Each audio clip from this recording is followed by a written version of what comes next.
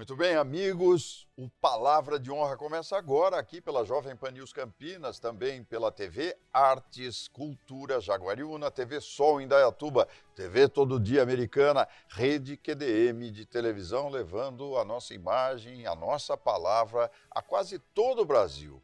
E você também confere pelas redes sociais. No programa de hoje vou entrevistar um advogado que teve uma vida marcante, a vida acadêmica marcante e uma profissão, uma militância na advocacia respeitável. Dr. Pedro Maciel. Faça um break que a gente volta já.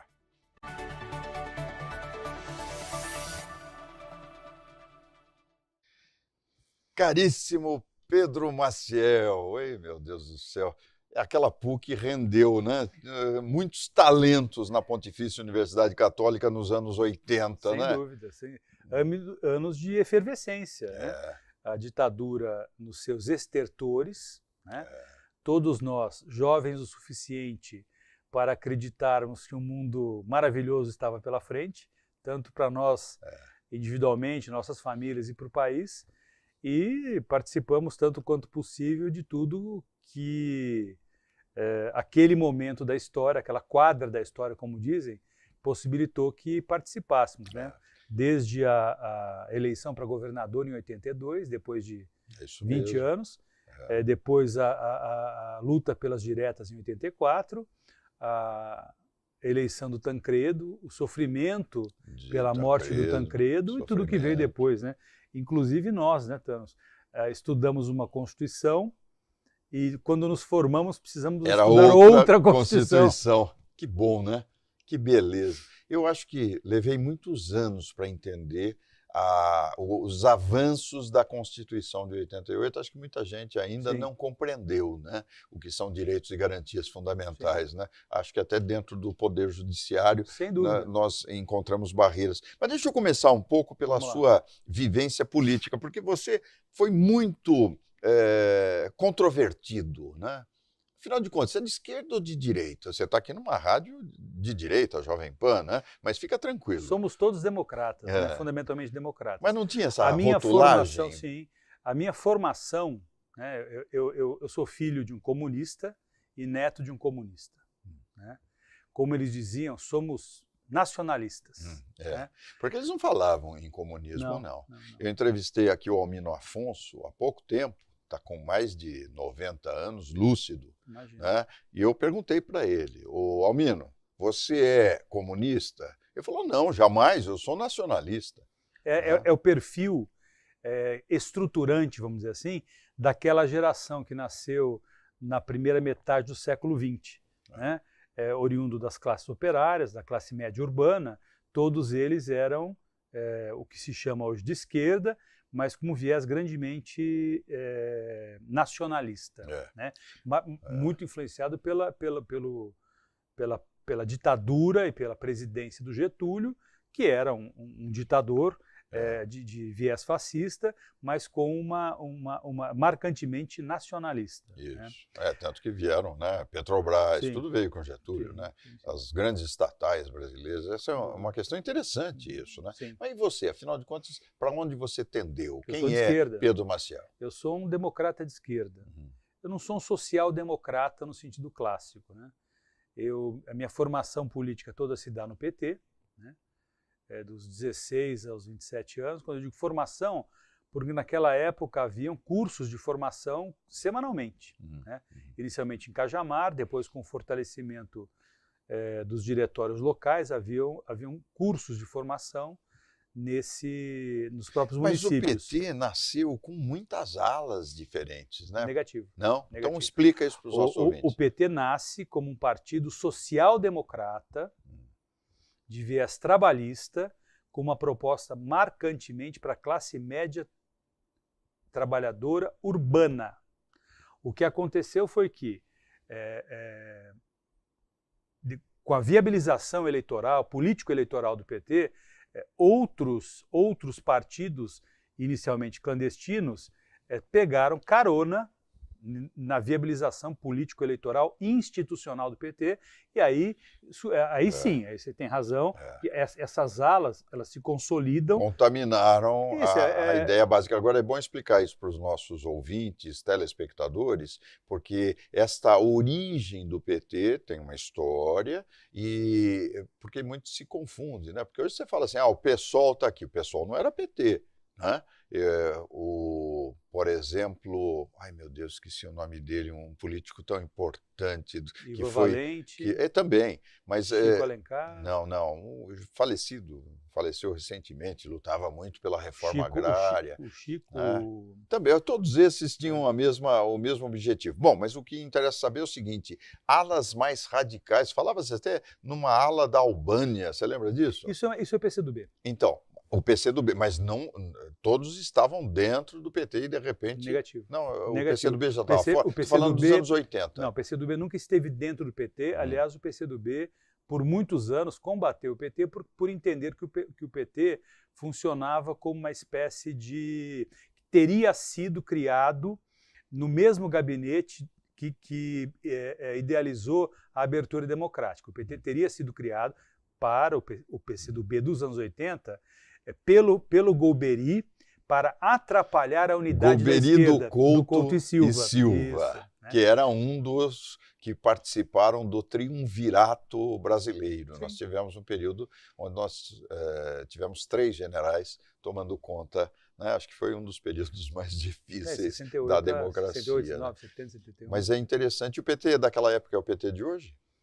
O PT nasce em 80, essa é a minha leitura, não, né? Claro. Nasce como um partido, e eu convivi suficientemente com o Jacó, com os petroleiros, né?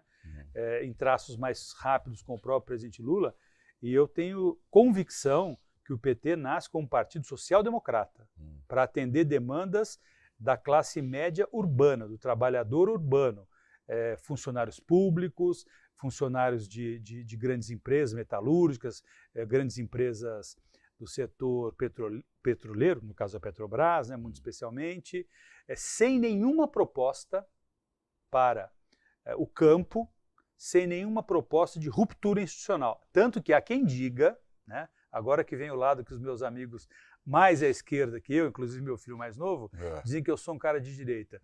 O Lula está muito longe de ser um socialista. O Lula, eu posso afirmar categoricamente que ele é um social-liberal. Olha que escândalo que eu estou dizendo, né? Como é nossa... Você sabe que nós estamos gravados, você vai para vários municípios aqui, vão falar para o Lula, hein? Eu sou idoso. Chegamos em Brasília também. Eu sou idoso. Então eu tenho... Inimputável, então, pode falar. Então, quase. Tá bom. Mas o Lula nunca teve, pode ter a retórica, dependendo do público para o qual ele fala, mas o Lula é alguém da composição. Né? Usando os termos marxistas, né? Marxólogos, ele é alguém da composição entre o capital e o trabalho, não da ruptura, e não do confronto entre o capital e o trabalho. Você pega os 8 anos de presidência dele, nada foi reestatizado, absolutamente nada, que era um dos grandes temores do mercado. Mas que ele falava, né? Depende do público. Mesmo agora, nessa última gestão, a Eletrobras, por exemplo, ele fez que fez, ela foi privatizada, na hora que entra Lula, nossa, as ações caem, porque ele, durante a primeira fase do governo... Aí é mais sofisticado. Então me conta essa história. É muito sofisticado. Nenhum país capitalista do mundo, e o mundo é capitalista hoje, não há nenhum país que não seja capitalista, e nenhum país capitalista que vive em prosperidade prosperou sem investimento estatal. Né? Sem muito investimento estatal. Você pega, para trazer para a contemporaneidade, para o jovem poder se interessar pelo que nós vamos dizer, todas as empresas do Elon Musk, todas, se alavancaram e se alavancam grandemente com eles não chamam de investimento, são contratos com o governo. É verdade. Né? É dinheiro público. Então, o desenvolvimento tecnológico realizado pelas empresas privadas ocorre exclusivamente, ou grandemente, ou quase integralmente, por investimento público, que é o que o Josias de Souza, que é o sociólogo da moda, é um grande sociólogo, quando ele escreve os 2 últimos livros dele, Ele diz que a maior corrupção da história da humanidade não está em nenhuma dessas que nós acreditamos que seja um exemplo disso, né? Não vou citar aqui necessariamente, né? Porque não se dá milho para bode, né? Mas estaria na transferência permanente de recursos públicos para a iniciativa privada. A Eletrobras é uma empresa estratégica. Ela não é uma empresa, necessariamente que tenha que vender energia elétrica para o mercado, mas ela deveria funcionar como uma empresa que garantiria o recebimento da energia elétrica para todos nós, né? Quando você transfere isso para a iniciativa privada, o Estado renuncia à capacidade de interferir. Nos termos do artigo 174 da Constituição Federal, o Estado, tanto quanto possível, deverá financiar políticas públicas de tal ordem para dizer para onde vai o desenvolvimento. Mas as agências fazem mais ou menos esse papel, que é o contrapeso, né? Na linguagem na perspectiva de uma economia liberal. Né? Pedro, esse programa é capitalista? Vamos aos nossos comerciais, vamos todos. Por favor. Renato, eu faço um break e a gente volta já.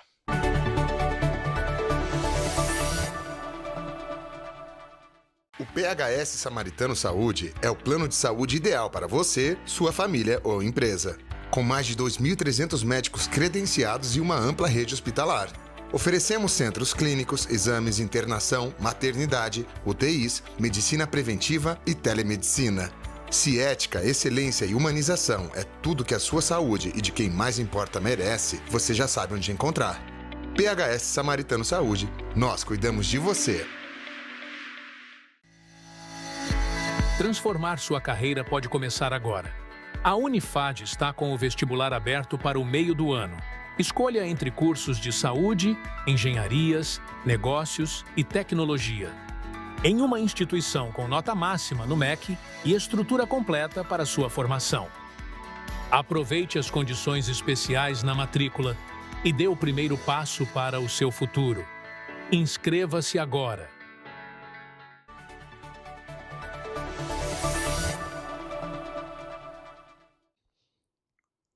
De volta para você com palavra de honra aqui em Jaguariúna, em Indaiatuba, Americana, Piracicaba e todo o Brasil pelas redes sociais, Instagram. Confira as minhas crônicas pelo Instagram, hein? Você entra lá, @jtanosjr. Pedro Maciel, doutor Pedro Maciel, que coisa boa. A gente falava dessa visão política, né? Falamos do PT, você falou da Eletrobras, são visões importantes. Você tem uma visão do cenário político, administrativo, nacional, político e administrativo muito bom, uma visão muito boa. Pedro Maciel, fala para mim um pouquinho desse governo Lula. O Lula governou o Brasil por 2 vezes. Está voltando numa terceira. Já tem 80? Não, acho que já tem 80 anos. Lula né? fará 80 anos. Está na faixa dos 80. Como é que você está vendo esse governo chamado aí de coalizão, né? Que para mim é um salseiro sem tamanho, né? Márcio França ali, Tebet a colar. Enfim, muita gente dividindo o filé. Não é? Dá para governar assim? Essa é uma pergunta complexa também, né? Você é um entrevistador que gosta de colocar a gente em saia justa. O governo Lula, de 0 a 10, Lula 3, de 0 a 10, eu tenho dito isso que também choca os meus amigos mais à esquerda, é nota 6. 6 está bom já, dá para passar em muito lugar aí. Não, tanto que ele será reeleito. Né? Apesar de Mas você viu, deixa eu provocar, jogar um salseiro, porque agora as pesquisas estão ruins para ele, hein? Sim. A eleição a campanha começa só daqui a um ano. Mas ele é bom de campanha, né? Ele tem um talento. Será que ele vai ter saúde para isso? Não sei. Há muito tempo eu não tenho contato nenhum com ele, porque o meu contato com a família era através do Calil. O Calil mudou para Portugal, lembra do Calil? Lembro. O Calil mudou para Portugal, então não tem mais o contato Calil, direto. Filho do Jacó. Filho do Jacó. Tinha uma produtora aqui, foi a maior Cassete. M7. Foi a maior produtora de vídeo do interior de São Paulo. O Calil era M7 mesmo, porque a M7, eu tinha uma escola de arte, ela fez um desenho animado, ela tinha produção. Eu fiz os desenhos e eles animaram. Você desenha ainda, tá? Muito. Você desenha muito bem. Né? É que, com a minha idade, eu assino lá Thanos Júnior, né? O pessoal acha que é filho, né? Fala, eu vi um desenho do seu filho outro dia num jornal, né? Fiquei 10 anos lá no Caderno C do Correio Popular. Correio, né? Tudo está sendo reinventado agora, né? Mas era tiras diárias, né?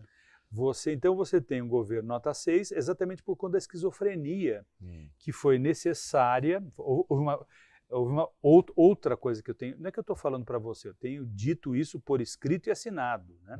Tanto no Correio Popular quanto no 247, como em outros portais, mais à esquerda e mais ao centro. O PT não venceria sozinho aquilo que eu chamo de a extrema-direita. O PT, Lula não venceria sozinho aquilo que eu chamo de extrema-direita. Quer dizer, era do Bolsonaro aquela eleição se não houvesse uma grande coalizão do centro-direita para a esquerda. Né? Então, desde o centro-direita democrático até a esquerda, eu vou dizer a esquerda democrática, porque há também a esquerda que não tem o apreço necessário à democracia liberal. Então, abriu-se bastante o leque, né, de composição, e todos aqueles que apoiaram essa vitória, dentro da lógica da democracia de coalizão, obtiveram seu espaço.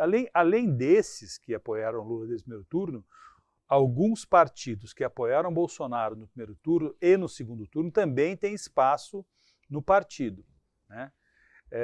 Agora, se a gente puder voltar um pouquinho, né, para eu justificar o meu 6, porque se a gente pegar só os indicadores macroeconômicos, todos eu deveria dar nota 8 para o governo, porque os indicadores macroeconômicos, apesar de ninguém gostar de falar de parte, né, das pessoas do nosso mundo, não querendo falar isso, eles são muito bons, mas eu não vou falar deles agora, né, poderíamos falar disso em outro momento.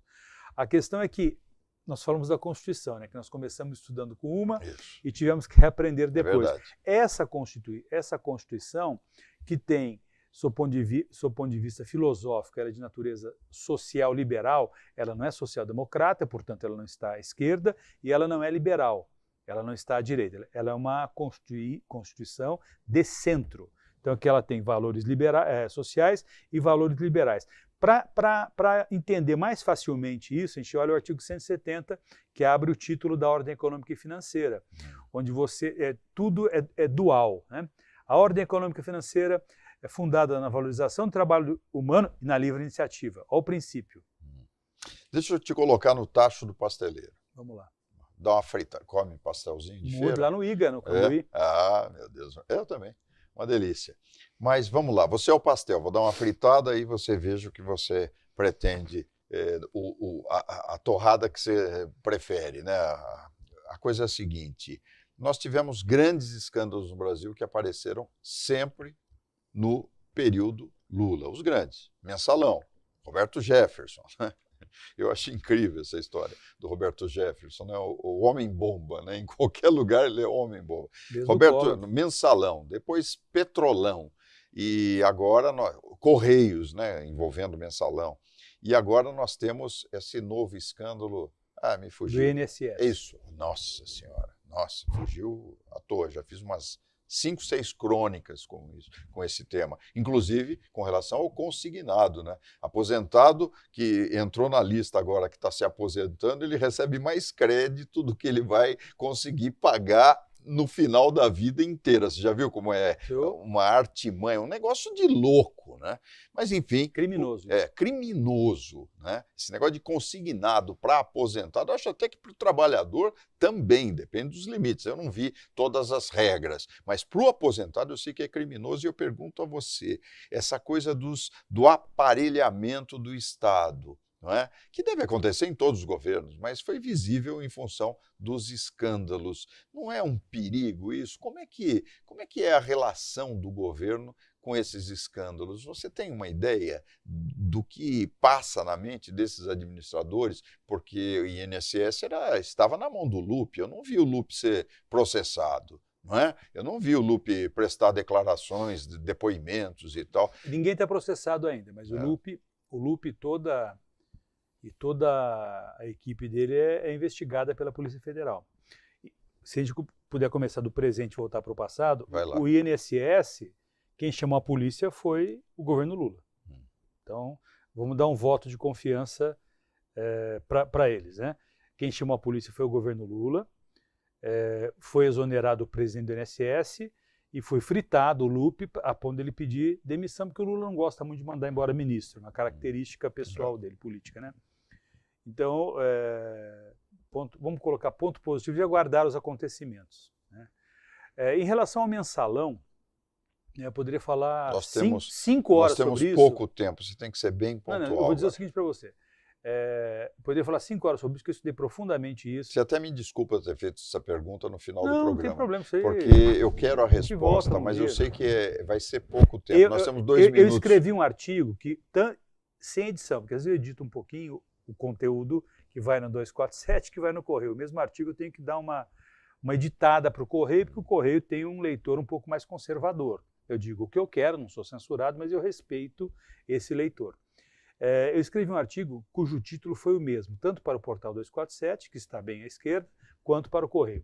Este PT não me serve mais. Esse é o artigo. E compartilho a ideia do Jacques Wagner, que disse o seguinte, em relação ao mensalão. Muitos companheiros, e não referiu-se apenas aos do PT, mas a todos aqueles que participaram, direto ou indiretamente, então tinha... A Petrobras estava fatiada, né? PT, PMDB, PP, PL, que tanto que o Valdemar foi preso, né? Se lambuzaram, né? Quer dizer, alguém que é eleito para cuidar da coisa pública, para fazer o melhor possível, alguém se lambuzou. Ou seja, o meu compromisso... Você é campineiro também, né, Tano? Não. Eu sou cidadão hoje. Eu sou de Presidente Prudente. Lá de Prudente, ok. Mas sou cidadão campineiro, ok. Eu sou nascido aqui. Quer dizer, eu não tenho compromisso com o mal feito, né? Eu posso, como você brincou comigo, posso ser polêmico, posso ser complicado, pode ser complexo, mas eu não tenho compromisso com o mal feito. Te conheço há muitos anos. Então, a minha opinião... Você é um homem de posições. A minha opinião sobre o mensalão foi alguém, inclusive as pessoas que eu conheço e de quem eu gosto pessoalmente, se lambuzou e mereceu tudo o que passou. Né? Ponto. Essa é a minha posição. O governo não interferiu para obstacular investigações na época do mensalão. Não houve nenhum tipo tanto que ele começou a investigação, o escândalo começou no primeiro governo Lula e terminou no segundo ano do governo da Dilma, com a condenação de muitos quadros do PT, inclusive. E não houve nenhum tipo de, por parte do governo, de interferência para mitigar. Então, a sua pergunta foi como o governo interage com isso. Eu acho que o governo portou-se como tem que se comportar. Então tá bom. Mas lugar de malfeitor, né, respondendo perante o Poder Judiciário, respeitado o devido processo legal e o amplo direito de defesa. Doutor Pedro Maciel, eu lamento ter feito essa pergunta no final, não quero parecer que eu estou cortando a sua palavra, mas você volta para depois a gente discutir essa evolução toda, inclusive, do devido processo legal desses eventos marcantes na história do Brasil. Pedro Maciel, daí onde estão os seus artigos, fala para os nossos ouvintes, telespectadores. Eu escrevo aos sábados no Correio, hoje tem um lá inclusive. Mas tem via internet, né? Não internet, tem, no Correio Digital. Site. Aos sábados, www.correiopopular.com.br e no Brasil 247, www.brasil247.com.br, ou você pode ir direto lá na barrinha do Google, né? Pedro Maciel, 247, tem 612 artigos. Está aí. E como mudou o editor, tem um outro cara lá, chama Pedro Benedito Maciel Neto, que é meu nome completo, com outros 200 artigos lá. Está aí. Caríssimo Pedro Maciel, obrigado pela sua presença. Foi um prazer. Está aí. Um pouco de política também, né? A gente conhecer ambos os lados, a direita, a esquerda, saber o que os grandes intelectuais da política brasileira pensam, né? Doutor Pedro Maciel Neto. Gostou do Neto? Desculpe. Eu gosto de Neto Benedito Neto. Já é bom para a gente entrar lá no site. Eu tentei criar um nickname, né? Qual seria? Dito Neto. Dito Neto. Mas a CLM bloqueou. Claro. Eu e o Ítalo, Claro. Ítalo Barioni, a gente queria, nós bolamos, tem o Laranja Mecânica do Kubrick, então nós criamos o Abobrinha Mecânica. Tenho que encerrar, porque senão a gente estourou o tempo. Estamos no ar. Pô, desculpa. Tá, então vamos lá. Um break final e semana que vem a gente se fala. Até lá.